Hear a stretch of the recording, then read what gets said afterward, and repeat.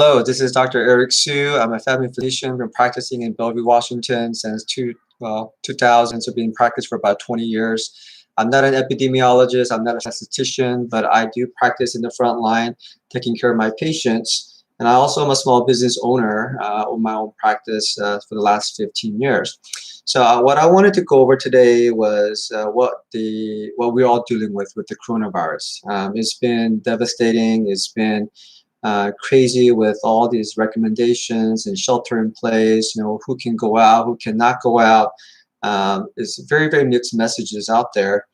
And so what really everybody wants to know is, when can we open up? And right now we have a lot of people who are saying we need vaccines to open up. We need to have a concrete treatment to open up. And I'd like to make a little bit of a counter argument to that, because I don't know if people really know like who's actually getting the vaccines now. Right now we do have the influenza vaccine, we have the measles vaccine, but as you know, we're seeing an uptick in measles every year because people are choosing not to vaccinate their kids. And we're talking about thousands of kids who are dying every year. I think globally, we're about 200,000 deaths of the measles. In our country, we have some every year as well. So we're talking about kids. We're not talking about elderly population. We are talking about kids who are dying, and we still have parents who are not vaccinating. When we talk about the influenza virus, we have about 45% nationally of adults getting the vaccine, and the pediatric population is only about 65%. So if we average that out to about 50%, half the country is not even getting the influenza vaccines every year. But we have about 30, 40, 50, 60,000 every year because of the influenza virus, right? We're at about 40,000 with the coronavirus now, so it probably will catch up to the influenza. Maybe it will surpass it, we just never know. But nonetheless, most people don't know that all over the world, there's about 500,000 deaths, 500,000 deaths due to the influenza virus. But our country still doesn't vaccinate. We have become almost an anti-vax type of culture these days, with so many people fearing complications and side effects from the vaccines. They're talking about using fetal tissues and all sorts of other stuff without really taking a look at the true data of how many lives he has saved. So I'm not here to talk about whether vaccine is right or wrong. I'm just telling you that the American people have spoken, and half the country is not getting the vaccine. So why are we trying to develop a vaccine now for this, and then hold the whole country, whole world waiting for this vaccine, when honestly I don't know how many people are really gonna get up there and get the vaccine? I've seen some posts there's a lot of conspiracy theory about vaccines. They're saying the coronavirus is a way to create a mandatory vaccine for everyone, and there's the head could spin a lot. But my point is that if we are waiting for the vaccines to develop, which will come in about a year and a half, could we hunker down for a year and a half? I don't think so. It'd be really, really hard. We only been doing it for about a month, and everyone's going crazy, and there's a civil unrest, and people are storming capitals and with guns and machine guns. I'm more afraid of people's reaction to the virus than the virus itself, honestly. So that covers the vaccine. Now let's talk about treatment. Treatment is something very elusive. For most coronavirus, most common colds. Because if you were to catch a common cold, we don't prescribe you antivirals for a common cold. We know you're going to get over it within about a week all on your own with your own immune system. We just tell you to boost your immune system. And the coronavirus is a cousin, or is in the same type of a family as a common cold. And let's take a look at the influenza virus. People say, well, we have a prescription medication for influenza virus. And yes, there is. It's called Tamiflu. The problem with Tamiflu is that you have to take it within the first 48 hours of you having symptoms, right? because what the medication does is that it stops viral replication. And you'll hear this term all over the news. We need to stop viral replication. Well, Tamiflu does that, but you got to get it in within the first 48 hours. And how many patients come in and see me for the flu within the first 48 hours? Probably 9 out of 10, they do not. Maybe one person may come in the correct time frame. The majority wait till day 3, day 4, day 5, even day 7. So people are coming in to me when they're at the tail end of this and say, hey, I'm not getting any better. What should I do? And most of the time, they may be developing a sinus infection or maybe even a pneumonia, and we prescribe a Z-Pack. Kind of a crazy thing, why we're talking about Z-Pack for the coronavirus. Well, maybe the Z-Pack works in different ways than we think.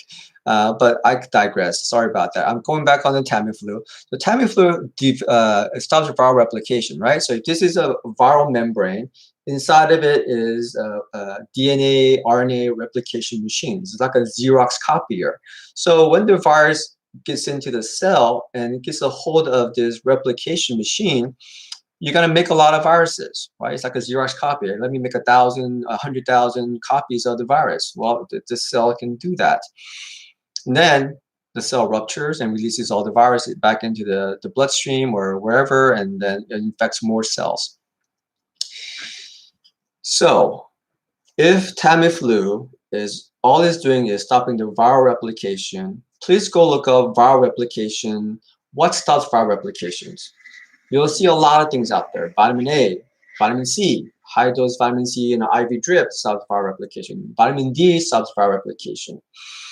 We talk about glutathione, very powerful antioxidant, can decrease inflammation and help viral replication as well. We talk about zinc. Well, zinc, there we go.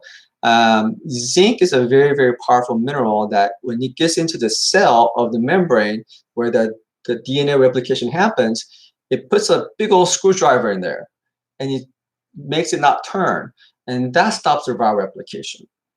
So there are a lot of things that helps with viral replication. And matter of fact, if we were going to really talk about what's out there now, different types of treatment, and we talk about hydrochloroquine, it's been on the news quite a bit.